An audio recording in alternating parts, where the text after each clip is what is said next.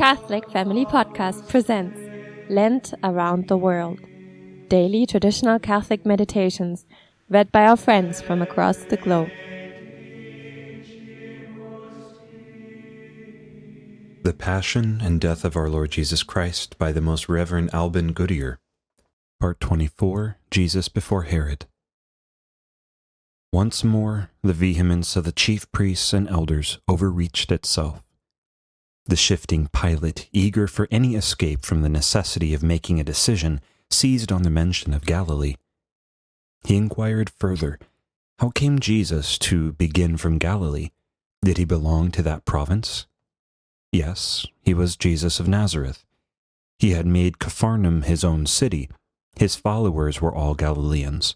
It was in Galilee that he had worked most of his miracles, that he had preached the Sermon on the Mountain, that he had promised eternal life to those who would eat his flesh and drink his blood, and had been rejected. It was in Galilee that he had claimed the power to forgive sins, and had made the Pharisees and Herodians come together to plot his death. It was in Galilee that he had done most of his good works. From Galilee that he had been compelled to fly. It was against the towns of Galilee, Chorazin and Bethsaida and Capharnaum, that in the end he had been driven to pronounce words of doom, a greater doom than even that of Sodom and Gomorrah. Yes, indeed, in Galilee he had stirred up the people, so that in Nazareth itself they had sought his life. In Capharnaum they had laughed him to scorn. He had been convicted of casting out devils by Beelzebub, the prince of devils. He had been the friend of publicans and sinners, the refuse of the land. It was in Galilee, and this was worst of all, that some had cried, "A great prophet hath risen up among us, and God hath visited his people." It was people from Galilee who had wished to make him their king. The charges were poured out for Pilate to hear, and in them he saw an unexpected escape. If all this could be said against the Galilean, then let him be judged by a Galilean judge. He knew that Herod, the tetrarch of Galilee, was in the city. Herod had come there, like the rest, to be present at the Pasch, as became a dutiful son of the builder of the temple. Pilate would send the Galilean to Herod. Though he was no friend, though at this moment they were bitter rivals, though he was no friend, though at this moment they were bitter rivals, though in Jerusalem Herod had no jurisdiction whatsoever, but was only there as any other stranger, still, on this occasion, he might serve Pilate's purpose, and the rest could be overlooked. Pilate knew the character of Herod, the opposite of his own, and he contemned it. Capricious, impetuous, cruel, eaten up with self-indulgence that knew no bounds, dealing out death on the whim of a moment, loved none and loved by none, a stranger to love from his infancy. Such a man, surely, above all, with a hint from the Roman governor, might solve this morning's problem. If he did, then all would be well. Pilate would find excuse for all that followed. And Pilate, hearing of Galilee, asked if the man were a Galilean, and when he understood that he belonged to Herod's jurisdiction, he sent him away to Herod, who himself was at Jerusalem in those days. A messenger was quickly dispatched across the city to the palace of Herod. A Galilean had been brought before Pilate, called Jesus of Nazareth, or some such name. There was against him some charge or other of sedition. It appeared that the seat of the trouble was in Galilee. No doubt Herod knew better than Pilate what this accusation meant. No doubt he would know how to deal with it. Pilate was aware of Herod's strictness in matters of this kind. If then he would judge the man and condemn him, should he be found guilty, and see to it that he received the due punishment of treason, Pilate would owe Herod a debt of gratitude as a lover of justice and order. Herod was made to understand what line would most please the Roman governor. Herod was honored by the message. Never before had such deference been paid to him by a Roman, least of all by Pilate. Besides, it was true, he already knew much about the case. Since the day when John the Baptist had been imprisoned for a similar offense, it was known that Jesus had only followed in his footsteps. Indeed, he had gone further. The Baptists had once rebuked the Tetrarch for his unlawful marriage. Jesus had publicly defied him in the open road. "Go and tell that fox," he had once said, in presence of the people in Perea, when he had been given warning of Herod's machinations. "Go and tell that fox, behold, I cast out devils, and do cures today and tomorrow, and the third day I am consummated. Nevertheless, I must walk today and tomorrow and the day following, because it cannot be that a prophet perish out of Jerusalem." All this evidence, common talk among the spies of Herod, made a presumption that the charge of sedition against Jesus of Nazareth was true. In his own court at Machaerus, Herod would have asked for no further evidence. But there was for Herod another interest in the case of this Galilean. He had not only taught as the Baptists had taught, it was known all over Herod's tetrarchy that he was some kind of magician, and that he won men to follow him by his tricks. Herod had heard of him from many sources. At one time after the murder of the Baptist, when remorse and fear had almost driven him mad, he had lived in dread of this man's name and power. He had suspected he might be his murdered victim's venging spirit, come back to hunt him down. Since that time, during the year or more that had elapsed, seeing that nothing had happened, his fears had died away. Encouraged by his friends, his old craving for novelty had revived. He had long wished to see this man. He had hoped to see him work some magic trick. Now he would have a golden opportunity, for Jesus would be at his mercy. He would compel him to display some of his conjuring to save his life. And Herod, seeing Jesus, was very glad, for he was desirous for a long time to see him, because he had heard many things of him, and he hoped to see some miracle wrought by him. Herod called his court together, his eastern bodyguard, his courtesans, his sycophant attendants, a very different court from that of Pilate. One asks oneself whether Herodias and her daughter were there, with the blood of the Baptist still upon their hands, and there seems no reason to doubt it. But whatever misery was in their hearts, nay, the more because of their misery, Herod and his court loved a merry time.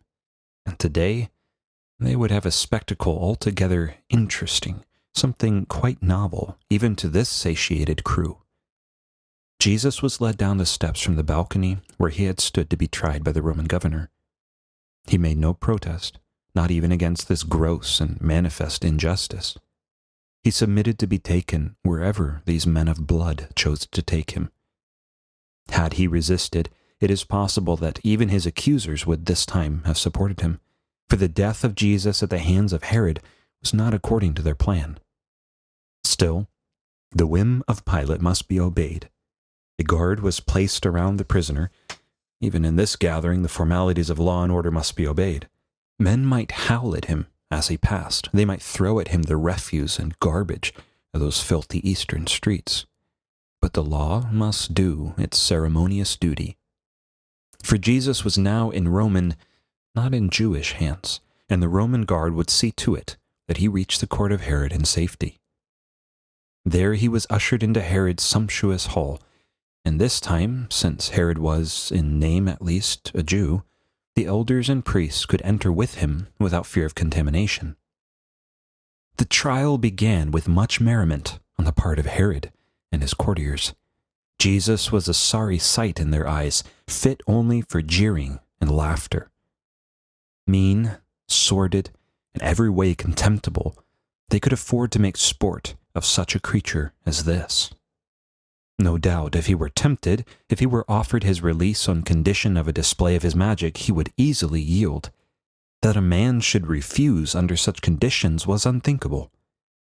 Besides, Herod was not one to be thwarted, and all the world knew it. Jesus could not have forgotten the fate that had befallen his predecessor and friend. Herod therefore began with many questions. In the court of Annas, the questioning had been about his doctrine and his disciples. But Herod cared for neither of these. His questions were prompted by curiosity.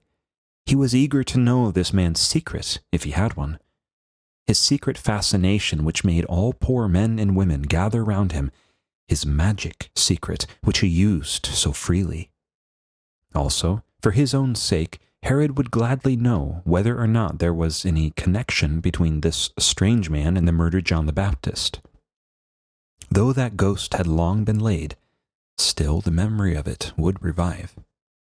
He had put to Jesus all manner of conundrums, and the giddy creatures round his throne assisted him. He questioned him with many words.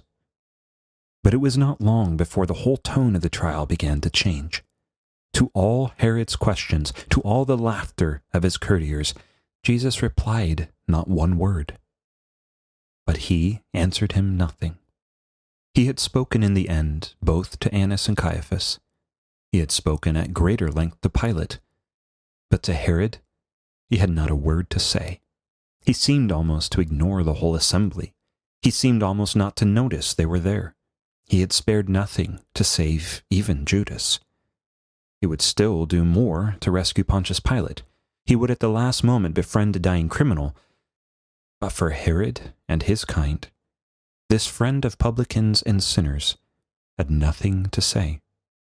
Even his enemies, the scribes and Pharisees, the chief priests and elders, had received his appeals, his warnings, his denunciations.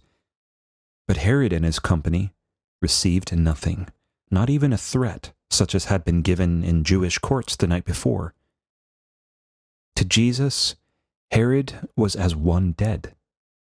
A dead body, a dead soul, his whole life eaten away by luxury, by concupiscence of the flesh, by that cancer which destroys not only men but whole nations. Against that evil there was no appeal. To speak would have been a waste of words. Though Jesus longed for Herod no less than he longed for Pilate, yet could he do nothing more. He answered him nothing. Under such treatment, very soon the gaiety began to die down, the laughter became forced and artificial.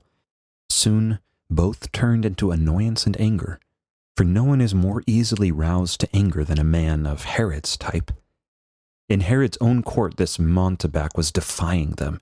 He was insulting their tetrarch. He was behaving as if he, not Herod, were the master in that hall.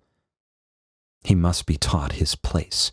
If he would not do what Herod and his courtiers demanded of him, then he must be punished.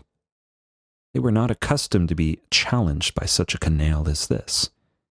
The atmosphere was thickening and a storm threatened, and the chief priests and elders were quick to notice it. Herod was becoming grave. He might now be roused to do something fatal. Now at least was the moment to induce him to listen to their charges. He was becoming conscious of defeat. He had thought to make a fool of this criminal. He was perilously near being befooled. He would be ready to give ear to any accusation they might make. What those accusations were before such a judge could matter nothing. Before Pilate, they had need to be careful what they said. Before Herod and his crew, anything would serve. The evangelists have not troubled to record the charges that were made, and the chief priests and elders stood by, earnestly accusing him. They might have spared themselves their trouble. Herod, the fox, soon found a means to restore the balance, at least to save himself from discomfiture. Since Jesus of Nazareth would not play the fool to please his Lord would make him a fool. Since he presumed to make Herod himself appear foolish before Herod's own courtiers, Herod would prove him a fool before all the world. This unbending Jesus, this tongue-tied Jesus, this deaf-mute, this paralyzed mountebank had at last been exposed. He would not work a miracle, therefore he could not. If he could, under such conditions, with so much at stake, none but a fool would refuse. Let him work one, and he would save his life. Let him work one, and he would put his enemies to confusion. Let him work only one, and Herod and his court would applaud, would protect him, would let him go free to preach as he would in Galilee. Who but a fool could refuse such an opportunity? But he answered him nothing. Evidently, therefore, he was a fool. a greater fool than even Herod had suspected. And like a fool, not like a criminal, he must be treated. For in spite of Pilate's flattery, Herod had no mind to be caught by his words. Herod was more astute than Pilate. He had not lived his crafty life for nothing. From the beginning, he had had no mind to pronounce sentence on Jesus. He knew the limits of his powers in Jerusalem. This turn in the game gave him the means to end it. The Tetrarch and his courtiers renewed their old courage. The laughter was renewed, but there was bitterness in its hard note. The merriment revived, but it was restless and obviously terribly cruel. Worship of pleasure is seldom kind. Nothing more develops the mere brute, and we have long since learnt from another scene how brutal Herod and his gentry and ladies could be. The bodyguard caught the temper of their master. They were practiced in that art, and knew how to behave in his presence. This Jesus, the fool, was beyond contempt. He was unfit even to be guarded. They could treat him only as he deserved, this stolid, stupid, silent piece of stone. But yes, they could do more. There occurred to a jester among them a happy thought. The garb of a lunatic was a white tunic. In such a dress, they would clothe him and send him back to Pilate. He would tell Pilate without words what the judgment of Herod had been. This fool was not worth the sentence of a court of law. A white sheet was found and was thrown round Jesus. All the court of ribald men and women shrieked their laughter at this wonderful display of cleverness.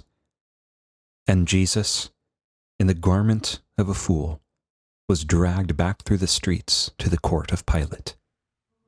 And Herod with his soldiers despised him and mocked him, putting on him a white garment, and sent him back to Pilate. And Herod and Pilate were made friends together that same day, for before they were enemies one to another.